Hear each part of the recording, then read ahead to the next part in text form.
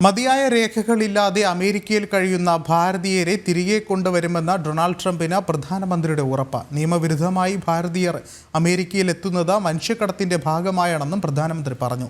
മനുഷ്യക്കടത്ത് തടയുന്നതിന് അമേരിക്കയുമായി സഹകരിച്ച് പ്രവർത്തിക്കുമെന്നും പ്രധാനമന്ത്രി കൂട്ടിച്ചേർത്തു.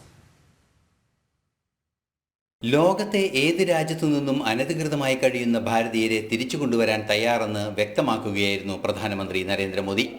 അമേരിക്കയുടെ കാര്യത്തിലും ആ നയം കൃത്യമാണ്. രേഖകളില്ലാതെ അമേരിക്കയിൽ കഴിയുന്ന ഭാരതീയരെ തിരിച്ച് നാട്ടിലെത്തിക്കുമെന്നും പ്രധാനമന്ത്രി ഡൊണാൾഡ് ട്രംപിന് ഉറപ്പു നൽകി. जो लोग दूसरे देशों में होते हैं उनको वहां रहने का कोई कानूनी अधिकार तो है नहीं। जहां तक भारत और अमेरिका का सवाल है, हमने हमेशा कहा है कि जो वेरीफाइड होगा, कि जो सच्चे अर्थ में भारत का ही नागरिक होगा, वो अगर अमेरिका में गैर कानूनी तरीके से रहता है तो उसको वापस लेने के लिए भारत तैयार है।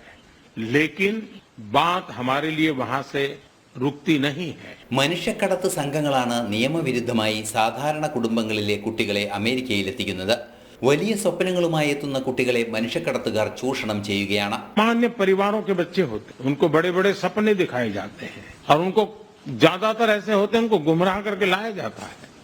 और इसलिए ये ह्यूमन ट्रैफिकिंग में जुड़े हुए पूरे इकोसिस्टम पर हमने वार करना चाहिए और अमेरिका और भारत मिल करके हमारी कोशिश है और हमारी कोशिश रहनी. മനുഷ്യക്കടത്ത് പ്രതിരോധിക്കുന്നതിന് അമേരിക്കയുമായി ചേർന്ന് പ്രവർത്തിക്കുമെന്നും പ്രധാനമന്ത്രി പറഞ്ഞു. നിയമവിരുദ്ധമായി അമേരിക്കയിൽ താമസിക്കുന്ന ഭാരതീയരെ സംബന്ധിച്ചുള്ള നിലപാട് നേരത്തെ വിദേശകാര്യമന്ത്രി എസ് ജയശങ്കറും വ്യക്തമാക്കിയിരുന്നു. ഇന്റർനാഷണൽ ഡെസ്ക്, ജനം.